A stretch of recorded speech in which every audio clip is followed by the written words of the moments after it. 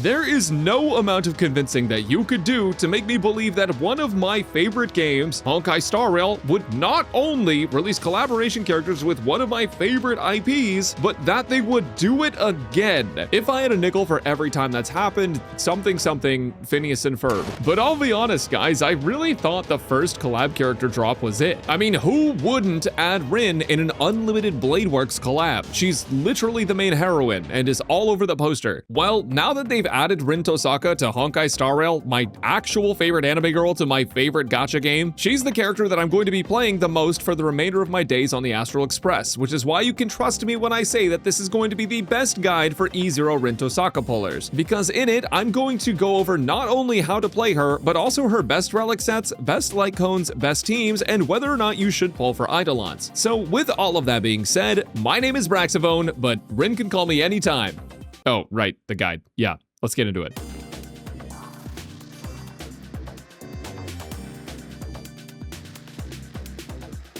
Rin has a pretty interesting kit as far as HSR goes. With the addition of her and Gilgamesh, we have our first ever multi-character joint attacks in the game, and I think Rin and Archers is absolutely gorgeous. I actually saw a lot of controversy about Rin's animations in game, with some folks pointing out that most of her attacks are not in Unlimited Bladeworks. By the way, a really cool Easter egg is that her earring is the same one that Ishtar wears in Fate Grand Order, and she also has Ishtar's bow. And Gilgamesh says that he was summoned by a goddess, and her ultimate is Ishtar's noble phantasm. Wait a minute. Overall, I personally am a huge fan of her animations because Ishtar is my favorite FGO servant, so I don't mind there being a potential crossover in character kits because it serves me specifically. And also, we're playing a game where we ride a train in space to travel to different planets, so I don't really think that a little fantasy is out of the question. With that said, Rin's kit is extremely easy to follow compared to other recent HSR characters. She's a massive buffer and damage dealer, and I want my head crushed between her thighs, which is completely unrelated. She grants herself and allies an effect that gives 70% crit damage for 2 turns per skill point consumed to recover. Every single character in the game that can spend SP on skills or gain SP from basic attacks can activate this effect, and both Archer and Sparkle benefit extra, with Sparkle giving even more crit damage share to Archer because of it. Now, with one of her passives, she also increases the skill point limit by 2, which means that with Archer, Rin, and Sparkle all on the same team, you can hold 11 skill points. Kind of insane. Wow. In addition to that, she also gets an attack increase of 150%, and her quantum res pen gets increased by 15%. But with Archer on the team, she grants those same exact buffs to him. More importantly, Rin plays around a stacking mechanic called Gem Energy, which enhances her skill when she's at 15 or more. She gains Gem Energy a few different ways. First and foremost, she gains 20 at the start of combat and an extra 10 with her technique active. Then she's able to gain 1 Gem Energy per skill point consumed or gained. For example, when Sparkle ults and gives 6 skill points, she'll gain 6 Gem Energy. Every 2 skill points that Archer spends will net 2 Gem Energy as well. When she uses her ultimate, she also gains 12 Gem Energy due to one of her passives. So, as you can tell, you can get Gem Energy from tons of different sources. Gem Energy is super important for her gameplay, but also because the Gem Energy can stack way beyond 15, you can be more flexible with her gameplay than a lot of other characters. Here's what I mean. Rin has 2 skills, a regular skill and an enhanced one. You can tell it's enhanced by the deadly light rays from another universe. Her skill just does single target damage like this, but her enhanced skill is able to be activated once you have either 7 skill points stored up or when you have 15 Gem Energy. And upon use, Gem Energy will be consumed in stacks of 3 to add extra instances of damage. So if you have 15 Gem Energy, you'll skill once and then hit another 5 times on random targets. If you somehow have 99 Gem Energy, it'll repeat 33 times. And if you have 1,107,161,088 Gem Energy, Phynon will take 1 hit for every cycle. Nah, I'm just kidding, it only repeats 33 times, but wouldn't that be cool? If you have 3 or more skill points when using it, it will consume points down to 2, and it will grant you 2 Gem Energy for each SP taken, which seems kinda bad at first since you need a lot of skill points in Archer teams, but it's actually less bad than it looks, and I'll explain why in just a second. There's also a passive that gives Rin a 20% speed buff after entering combat or using her enhanced skill, and it lasts for 3 turns, so overall she'll have an easy time reaching high speed thresholds. With that being said, a lot of time spent on Rin can be spent using her basic attack, where she locks in and it's basically just this seed.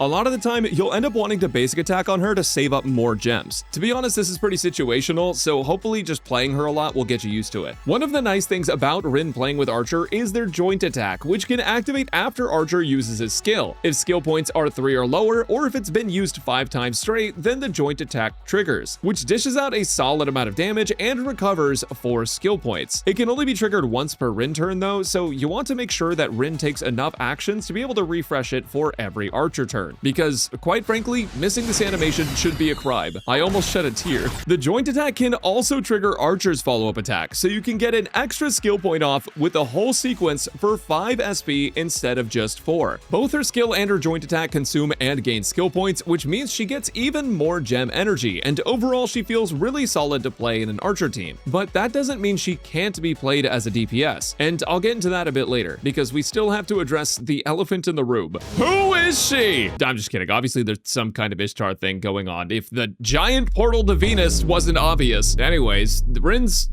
Noble Phantasm costs 160 energy and dishes out pretty solid damage, but it also gives you back a skill point and gives enemies a 20% vulnerability. So I think it's pretty sick. In total, from Rin, you can expect 70% crit damage for your whole team and 20% vulnerability on enemies. If you have her signature light cone, you can also expect 20% defense ignore for your entire team. And with Archer, you can also expect 150% attack and 15% quantum res pen for him. Rin just gets those on her own regardless. And I'd expect nothing less of the greatest tsundere to have ever graced this planet. I really like the new round of Fate collab characters, and both she and Gilgamesh are very free-flowing and don't always follow a super strict rotation, which reminds me of the early days of Star Rail where we were all just kind of winging it. But for real, sometimes it's actually not best to use her skill every single turn. A lot of times you actually want to hold it for when you need a big burst of damage or a ton of break on the boss. Oh, by the way, since her skill is technically a bounce skill, it is able to just absolutely delete enemy toughness bars. But speaking of winging it, we're gonna do a little bit of that in the build section because her damage stays very similar regardless of the sets you run, so let's talk about those. But first, when you're leveling your talents for an Archer team, make sure to focus on her talent first, then ult, then skill, and lastly, basic attack. But honestly, just level them all anyways and save basic for last.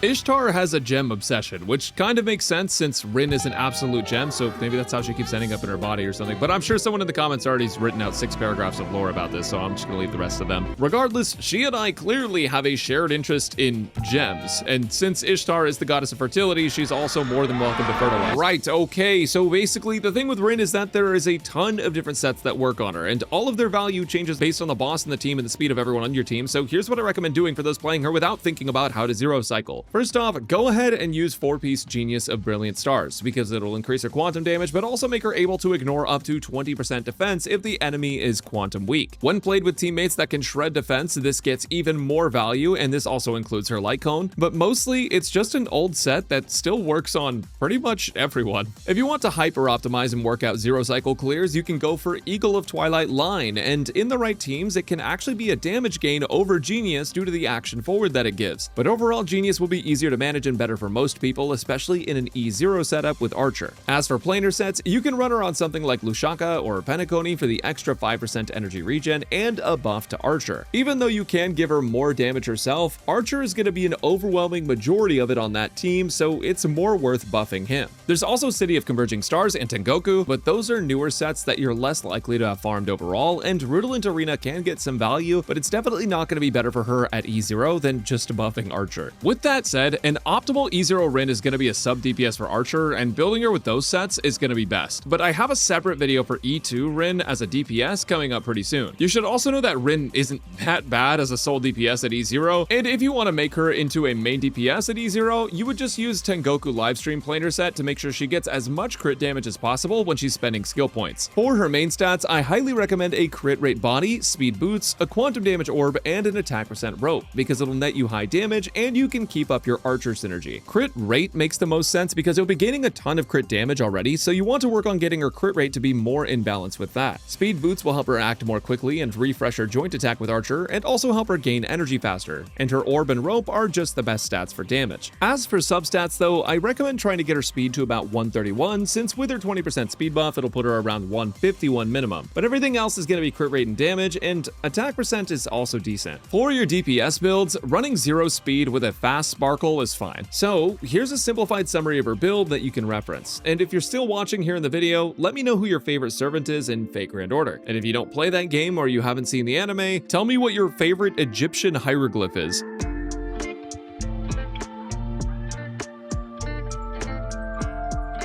Dude, look at her. This is not even Rin. I'm like fairly convinced this is just Ishtar with clothes. So I'm sure a ton of you are surprised at how composed I've been throughout this video. I've been doing my best to keep it together, but whatever you do not ask me about my finances. I've been fully aware of the fact that if Rin ever came out in HSR, I'd be getting her light cone frame 1, but not everyone is going to be doing the same. So here are some of the best light cones for her that are not her signature. The Herta's signature light cone is a great runner-up for Rin because it grants skill and ult damage and also gives a skill point back every single ult.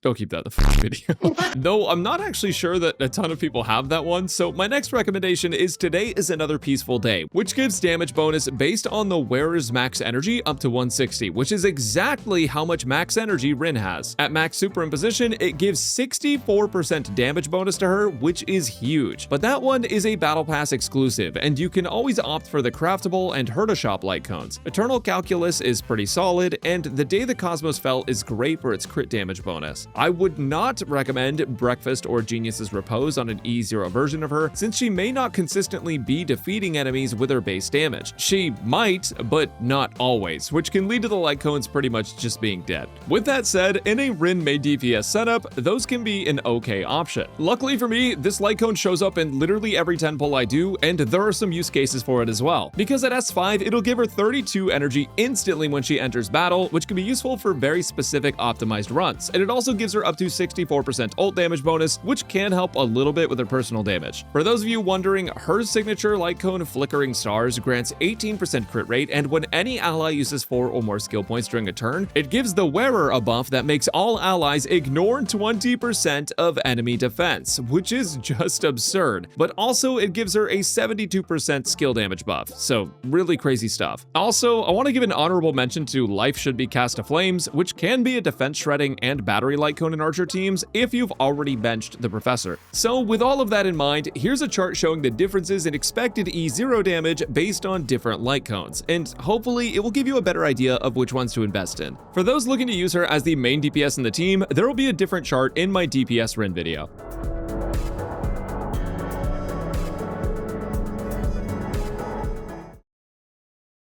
God, she is so fun. I think one of the things I was most excited about with Rin coming to Honkai Star Rail was just her getting like a 3D character model in like any video game. I think there are something like Ishtar models in Fate Grand Order Arcade in Japan, but that shut down. I do have one of those machines in my garage though. Should probably get that hooked up. Anyways, here's some E0 Rin teams. This is going to be the premium signature Rin team, but it's actually an archer team with Rin running as basically a sub DPS buffer for archer. Rin's kit and how you get joint attacks whenever you hit a certain level of skill points, and the fact that she gives back so many in tandem with Sparkle also giving so many skill points all works really well to make sure Archer's able to get off 5 shots every single time it's his turn, as well as benefit from the buffs from Rin and Sparkle. I'm gonna be honest, after the first collab characters dropped, I thought we were just gonna get a Sparkle skin that looked like Rin. Like I thought that was gonna be it. I didn't think they were gonna add an actual character. But oddly enough, they do play on the same team, and also oddly enough, all of them are red and black. Is that just like a skill point thing? Anyways, this is the best team. You can pull up Archer with the Sparkle at 161 speed or higher, and as long as you have Rin at maybe 131, she'll always be able to go after Archer to be able to refresh the joint attack and potentially refresh your skill points. Ho-Ho can be replaced by a lot of other characters, but of course I always love the energy gain from Ho-Ho, and buffing Rin and Archer's attack is going to be a good thing because Rin does actually do damage, and of course Archer does damage. Now if your Sparkle is preoccupied, or you are one of the unfortunate souls who started playing the game after they gave out free Sparkle, Mordenak's Blade works too. He's one of the newer units, and he works fantastic in basically every single single new team in the game and a lot of old teams. Now, the downside with this is that your skill point management is a little bit more rough, but Rin does make it still really easy to get a lot of Archer shots off, and Mordenak's blade is going to help you add so much more damage from both Rin and Archer, and obviously even himself. And with Woho there to give you more energy, you should have very little uptime issues with Mordenak's blade's ult too. So all in all, these teams work really well too. Now, one thing I want to mention on these teams is that I put Archer in the front because this is just how I show teams. I'm like, oh yeah, this guy is in front. This guy is the main guy. But after thinking about it for a minute, I realized I probably should have put him over here. The reason is you're probably going to be running Lushaka on some characters, and Lushaka will buff the leftmost character in your party. So if you guys are actually going to build this team, don't be buffing Rin, buff Archer, because Archer's damage is going to be significantly higher. Unless you're playing Rin with Saridra, in which case, I can't believe I did it here. You want to put Rin on the far left so that way she can get all of the benefits from Lushaka if any of your characters are running it. By the way, this is going to be a main DPS Rin team, and it works absolutely fantastic if you have E2. If you have E0, it's a little bit worse, but there are some other options for you. It's just that Saridra with E1 specifically is really good, and E2 is going to help increase your damage significantly. But the gimmick of E1 that I'll talk about in the next section, essentially it's going to give you a ton of extra theoretical fake gems, and you can attack twice in a row with Saridra. So she just helps a lot overall if you're going to play her as a main DPS, but I'm going to have a separate video on that. So if you guys want to see that, make sure to subscribe down below, and remember to put your main DPS in the far left slot. Now, for other sustainers, you can use Danhong, Huohuo, Fushuan, or Lingsha. I think all of these sustainers are good, and even Gallagher serves this team pretty dang well. Just because, oh dude, where is Gallagher? What the hell? Oh, he's a 4-star. I literally forgot. This guy's the GOAT. Okay, he's just so good. I forgot he was a 4-star. Gallagher will give you a skill point back after you use his enhanced basic attack from his ultimate, which can be helpful for getting more gem energy on Rin. And then Fushuan actually has a crit rate buff built into her kit, so she is making a bit of a resurgence, especially because she's able to be gotten on a 50-50 loss now. So if you get copies of her, she can still be pretty dang good. And then Huohuo, in my opinion, is probably one of the best characters in the game right now, just because she's able to give energy to your entire team, and that helps with clears a lot. And then Danhong, of course, is also incredibly good, and he works in basically every one of the Rin teams I covered, but I just like Huohuo for the energy gain. Makes the game feel a lot smoother. As for supporting characters, Mordenak's Blade and Sparkle are both going to be top tier supports in both the Archer team and even in the regular just Rin DPS team. And Tribi also works well for both Archer and Rin's personal damage. And if you don't have Saridra, you can play Sunday in a Rin DPS setup, though I will say he gets significantly more value if you have a signature light cone, since he'll be able to give you skill points back more frequently. Now, overall, honorable mentions go to Remembrance MC and other vulnerability and defense shredders. Those are always going to stack up well with other debuffs of defense and vulnerability, but realistically, if you want to get the most value out of Rin at E0, it's going to be in probably one of these two teams. Luckily, 3 of these characters have been free so far. Anyways, AI data centers are taking our water, but they don't have to take your E6 Rin from you, so let's talk about Eidolons next. My bank really doesn't like what this collab's done to me, so I've coined a new strategy where I top up a little bit every day leading up to the collab. It's basically like an IRL daily quest, except instead of paying me, it costs me $100 to do it every day. And as much as I want to say I wouldn't be doing this if it wasn't my job, I'm thankful every day that this is a tax write-off. Anyways, if you want Rin to be a main DPS and actually pump numbers, E1 and E2 are where it's at. First off, E1 adds a new gimmick to Rin where after using her skill with 30 gem energy consumed, she gains shadow gems, which is basically just fake gem energy. It'll be used instead of your gem energy on your next skill, leaving your regular gem energy untouched to stack even higher for the next instance, and it also won't consume your skill points. E2 is going to increase her skill damage by 30%, and all allies' skill damage will be increased to be 130% of their original damage, which, for your reference, this is genuinely insane. It adds so much damage to her kit. E3 is going to be your typical skill and basic attack level up, but E4 is going to give Rin the ability to stack her crit damage buff from talent twice for herself, meaning she gives herself up to 140% crit damage, which is also pretty nice. I don't actually think it's that crazy, but it's pretty good. E5 is an ult and talent level up, and lastly, E6 gives her 20% all-type res pen, but more importantly, when ulting, she gets 24 gem energy and an extra turn. During the extra turn, all of her buffs don't count down, meaning she basically just goes again for tons of damage. Now, for me personally, it didn't matter what the heck Rin actually did because I was going to max her no matter what. But for those of you going for copies of her or her signature light cone, I recommend going for her signature light cone. Her E1 will add more personal damage for her, but it's not enough to make her that solid of a main DPS character compared to someone like Archer. So if you're gonna throw 75 pulls at something to try and increase your damage in that team and stop there, it should probably be her light cone for the team-wide value. And if you want to see kind of what to expect for Eidolons, here's a chart just comparing pairing her Eidolons. Regardless, for HSR players, E2S1 is a good stopping point for her becoming a powerful DPS unit and good low spender spot. For FGO players, go ahead and stop at E6S5 because it's probably still cheaper than 1 pity.